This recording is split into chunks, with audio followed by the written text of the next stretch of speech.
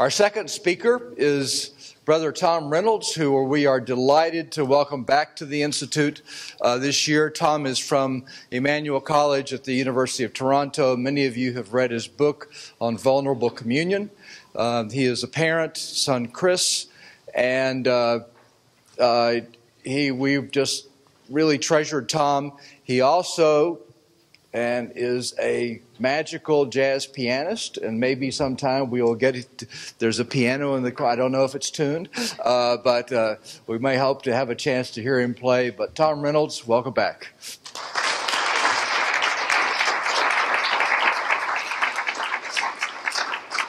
Thank you, Bill. It's a treat to be here. And I appreciate the flexibility because as of last week, I was emailing Bill, well, I'm not sure I can be there. So it's a delight to be here. And the feeling of companionship, being with people who are doing the work of building communities of belonging and inclusion, radical hospitality. It's a heartening thing for me to be here. So I appreciate this exists, and thank you, Bill, for the good work that you do with others. I also, in the next 2 hours, would like to, I don't have slides, so maybe I should use the piano. And I would like to do three things with you today that really amount for me to be, I guess, journal entries from my own experience as a parent and caregiver and as somebody who is coming to terms with their own depression and learning to live with mental health challenges.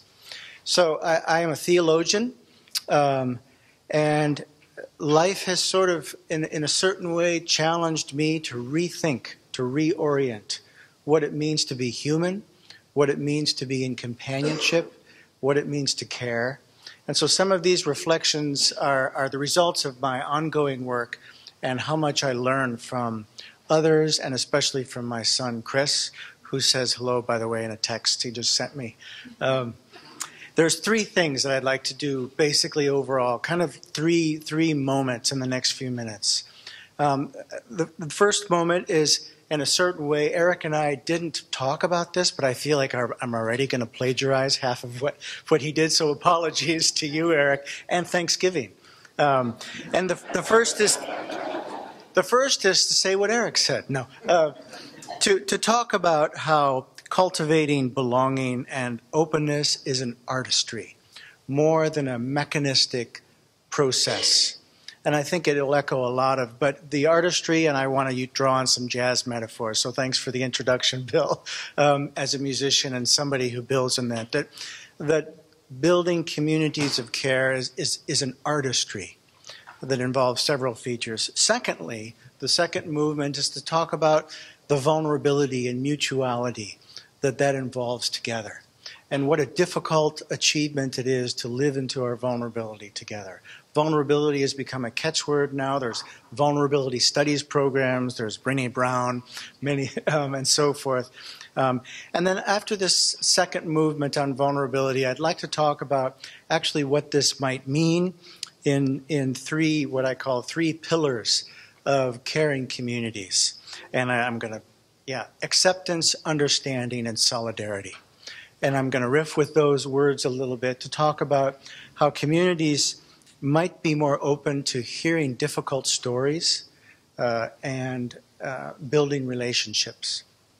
So with that in mind, I think it is true over and over again. You hear the statistics and you hear stories that speak of isolation.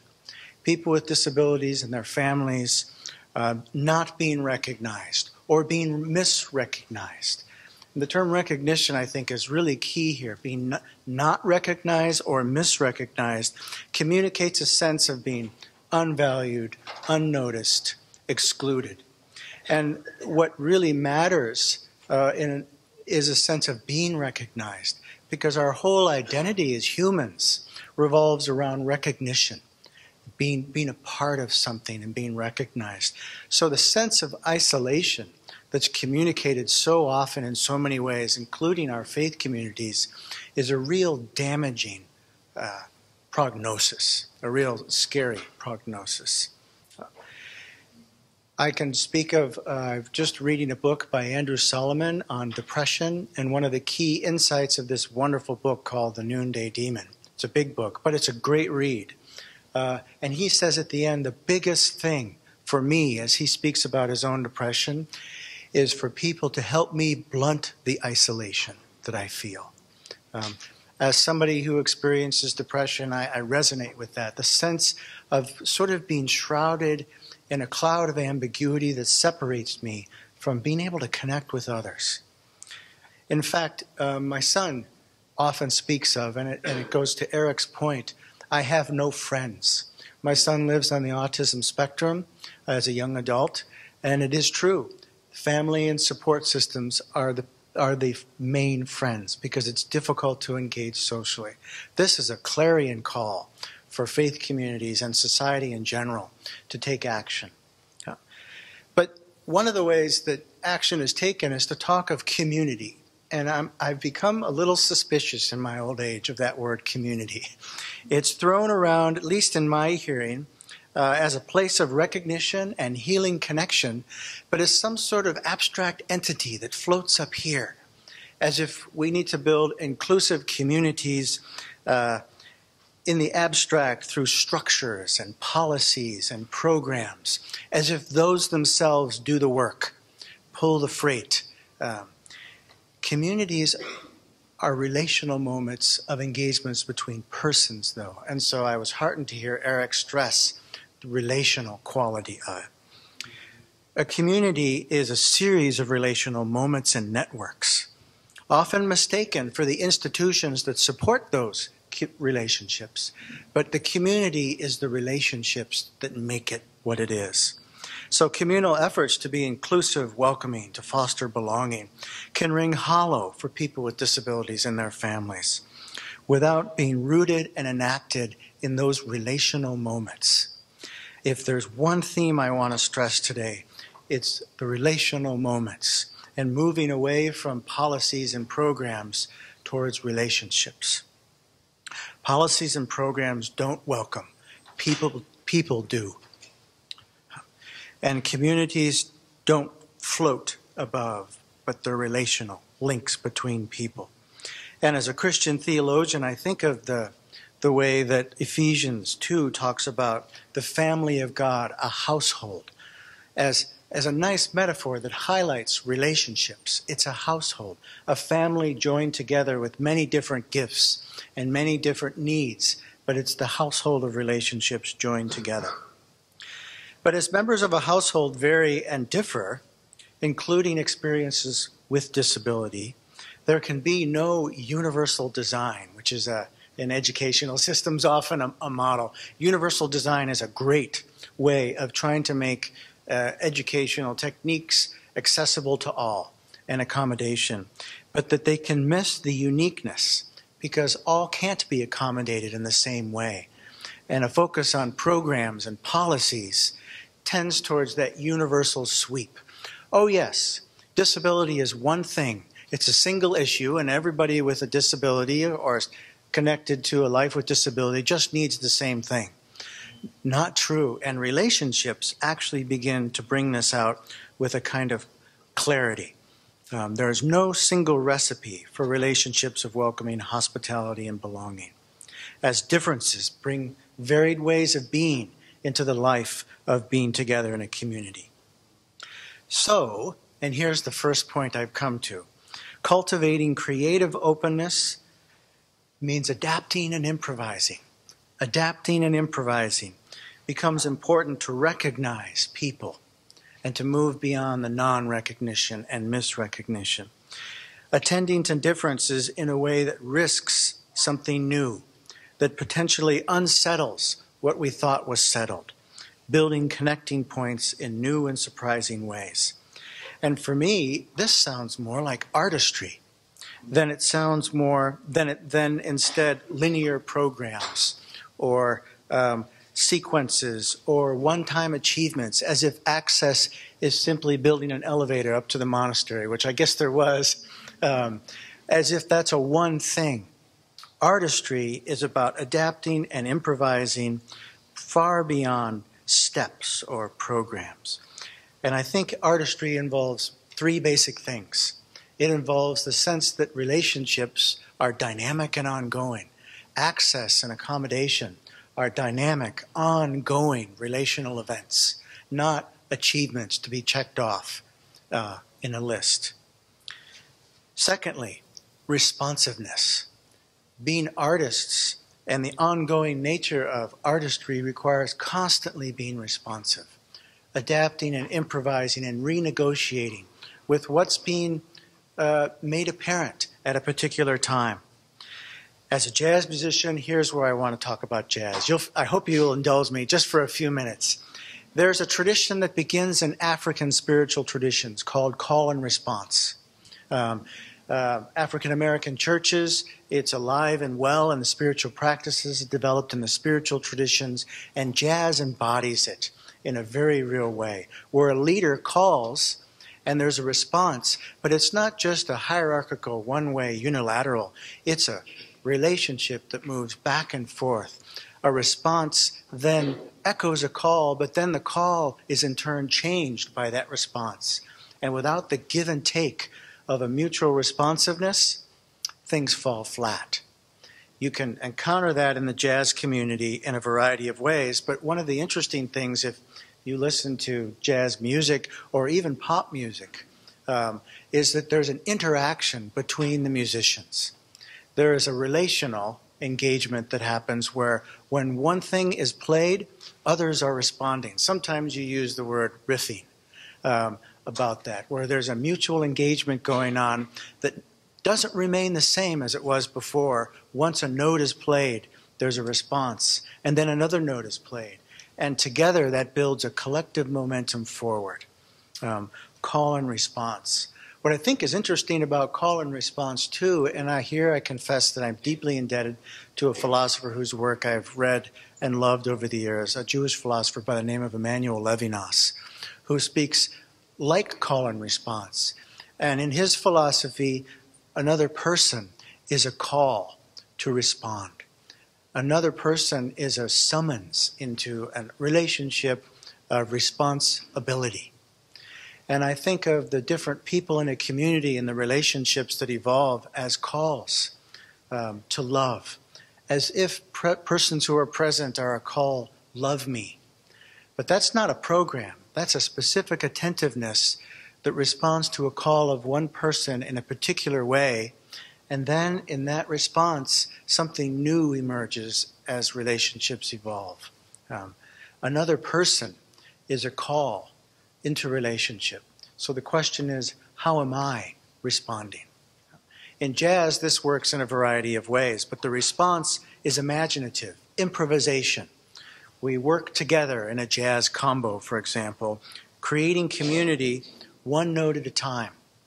And in that, the word imaginative has to be highlighted because pre-planned programs are good, but they don't carry the day in real call and response relationships. They might provide guidance.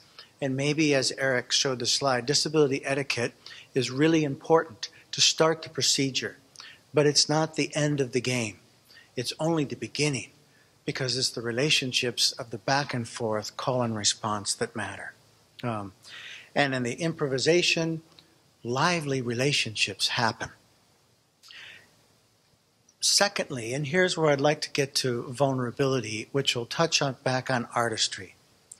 To be improvisational and to be engaged in a call and response relationship means to be vulnerable, to be open to surprise, to be open to the unexpected, what was not planned, to be open to the new, to innovation, to not be settled in what was, but always anticipating what might be possible together. Now, that all might not be said explicitly, but that's what's implied in the ongoing relationship. The risk of the unknown, in fact, for me in my life, the risk of failure, the risk of falling on my face in carrying relationship with my son and having to be corrected by him constantly saying, not your way, Dad, but mine. Listen to the cadences and the rhythms and the sounds of my own life, not your expectations of me. So the risk of failure is there too, and being corrected on the way. There's a favorite pianist of mine, Herbie Hancock, maybe you've heard of him, played with Miles Davis. Okay, good, so there's a few jazz fans out here. And I realize I'm risking boring many of you with a metaphor that may not work, but he's written a fabulous autobiography, and in that autobiography, he tells the story of one time he played with Miles Davis, kind of a big gig. And they're cooking that night, he says, on a particular night, and the music is really happening, and he's playing, his fabulous piano player, and he's playing, and he admits a huge mistake on the piano. He played a cluster chord that might as well just been a forearm placed on the piano. And he, he's a young player revering the band leader, Miles Davis, and it was during one of Miles Davis's solos. So he cringed and he held back, afraid of what might happen. And it was a lesson, because in that moment he discovered, rather than turn around and scold him for the wrong note, bad note, Herbie Hancock, you're fired, what he did is played a note that made the chord sound right. He played a note and it opened the chord into a new musical vista that actually enhanced the performance. And then Herbie talks about, oh yeah, he went differently and made a mistake into a story of success. I think that metaphor is beautiful for what we might be doing in our communities and relationships in the call and response. The freedom to make mistakes and to begin again and again and again in relationship with each other. And I admit that's part of my journey with Chris, is improvising together and my wrong notes being taken up into further possibilities of caring relations. But wrong notes and mistakes, and in fact learning from another's wisdom there, as Herbie Hancock learned from Miles, and as I learn ongoingly from my son what it means to be together. Vulnerability is key. If I'm not open to the possibility of making mistakes and of learning from the wisdom of somebody else who calls and summons me into relationship, that shuts down the creative process. Jazz doesn't happen. Becoming rigid and controlling the outcomes happens. And being unopen to the new.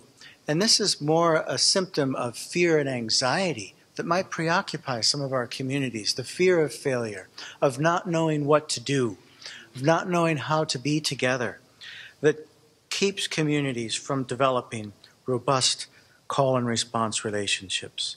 Anxiety perhaps over one's own limits, one's own exposure to failure. And I have to admit, as somebody who lives with depression, this is a constant, I would say, nagging reality in my life. The fear of failing, the fear of not being good enough, the fear of not producing in a culture that highlights efficiency and production and speed and ability in a kind of obsessive way. So that fear can be very real. But in relationships that can develop, there could be a mutual encouragement. As Miles encouraged Herbie Hancock to think differently about what was happening, my encouragement would be in relationships there could be a responsive and imaginative, humbling togetherness. Vulnerability is a gesture of humility, acknowledging my openness to failure, my limitations as a person. And it means letting go of pretense, the fact that I've got all the answers in advance. And isn't this, as a Christian theologian, that I think of in the Philippians canonic hymn, that Christ's emptying into the world is a gesture of not holding mastery, but entering the experience of humanity in order to be with, letting go of power and might as it might be conceived in this passage in Philippians. There's a model there, and one of the words I'd like to introduce in relationship to vulnerability is this idea of holding space. Maybe you've heard it. It's becoming more and more popular as a term. But vulnerable relationships of together hold space for one another that bears witness to each other with loving regard. And this means a couple of things in the call and response artistry that I'm talking about. It means taking time, being timeful, in a culture obsessed with speed and efficiency, I'm over and over again reminded I can't do things fast in my scenario. And so there's a kind of taking time, but also a kind of giving way and yielding to the presence of another that happens, that makes a way together and lets go of my pretense to manage and control, and make things better, perhaps, with my son. In a loving gesture, I can be paternalistic and condescending, desiring to make things better or to fix rather than to be with. And I think that is often what happens in congregations and faith communities, the desire immediately to run in and manage and control, which is more a symptom of the refusal to acknowledge vulnerability and be in a call and response relationship than it really is of care. This also involves giving way and holding space, but listening without judgment as well. And I want to hold up this moment of listening instead of knowing better in advance, to listening to receive what another has to say, what another is communicating with me, and being there with attentive openness and empathy, ready to join in the cadences of another way of being, rather than impose my own way of being. In making jazz, if I impose myself, that flattens the music. Artistry is about learning the cadences of one another, and I'll use the musical word grooving together. Okay, that may be a little pedantic, but grooving together. And with listening with judgment, listening with having the answers in advance, closes the ability to receive one another. And part of this involves the willingness to be then transformed in the relationship, to be transformed with one another, shifted with others into a different cadence, a different rhythm, a different way of thinking and being musically in the artistry. And in this way, I think the healing connection and the recognition happens more fully and can emerge in a kind of artistry that's more a presence with another instead of a doing for another. And the present with is about, as Eric hinted at, relations of giving and receiving, about mutuality and ongoing work together. I think there are three moments, and here I'd like to, in finishing up, talk a little bit more about artistry and holding space in three terms that for me have become sort of like imprinted themselves on my life. Three terms that stand out for me as pillars of caring communities, the kind of communities that develop artistry in relational life together. And these terms are acceptance, understanding, and solidarity. I'll begin with the first, but I'm going to shorten it because I think it was said well by Eric earlier. But acceptance at front is to be noticed, to be welcomed as if worth something, a unique person to be of worth, that communicates to another value. Is to accept is to communicate value to another. It's good that you're here. And I think theologically, it's good because you've been loved into being by a God who holds all things. And the language of Imago Dei can serve as a theological impetus. In encountering one another, we encounter the mystery of God in our midst. Ubi caritas, as we sung earlier. In the encounter, something happens. But one of the important things in this is to notice the ambiguity and complexity. Acceptance is a hard thing in many cases because people with disabilities are not noticed and not recognized and valued because of ableist notions of what normal is. And so what often happens is misrecognition and exclusion.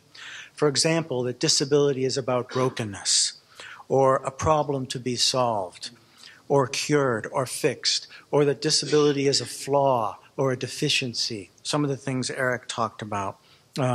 Or that disability sums up a person, that depression is who I am in total, and therefore you can have low expectations of me.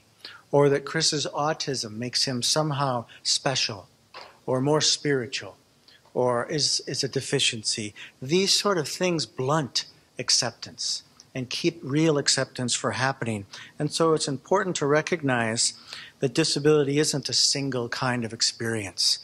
And it's important to do the kind of hard work of reorienting attitudes and postures towards disability, because otherwise acceptance is a failure.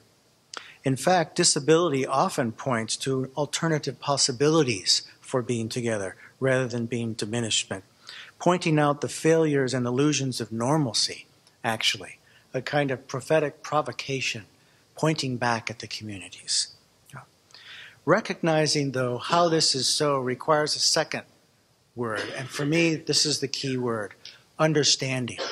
To be understood is to be known, not just accepted, but to be known in a real way. And this is where listening becomes key. Being encountered as if one has a story that matters, and as if one story then can be a vessel into relationship with each other. One of my favorite theologians, Dietrich Bonhoeffer, wrote a book, Life Together.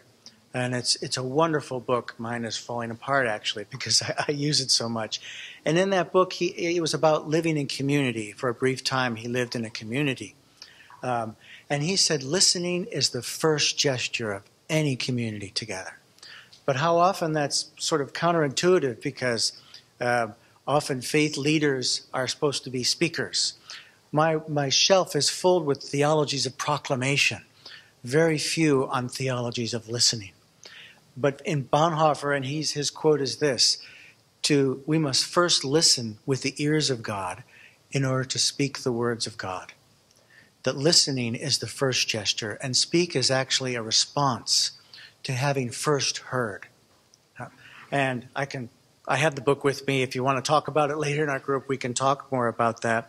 But that roots the whole project in understanding and receiving another story, a story that can be difficult and a story that might unsettle. Another theologian whose work I like, Johann Baptist Metz, talks about dangerous memories. Stories sometimes carry pain and difficulties that can be provocative and subversive for communities. Are our relationships in communities open to hearing these stories as they're communicated? And stories are communicated not only in narrative form, but in life together, through art, through music. Stories are communicated in a variety of ways, not only verbally. So understanding, being known, is a key piece of recognition here. And finally, solidarity. And I'll conclude with that. In understanding, transformation happens. And a new kind of communication between people emerges that can change communities from the ground up. Metz speaks of dangerous memories as subversive and provoking new possibilities by challenging willful forgetting and by disrupting easy assurances and resolutions. Solidarity can emerge when we do the hard work together of call and response, of being artists in relationship together. Now, solidarity can be socially transformative and liberative. And that's the final word I'd like to share. The communities of care in relationships built in belonging can ripple outward to have a socially transformative effect, where all bodies matter and not just some, and that challenge normalcy and turn upside down the pretense to mastery and control and what efficiency and productivity mean, and opens a new way of being together for acceptance and understanding and solidarity. It's a hard work, and we can talk about it later, but I'm appreciative for the chance to be with you and to speak with you today. Thanks.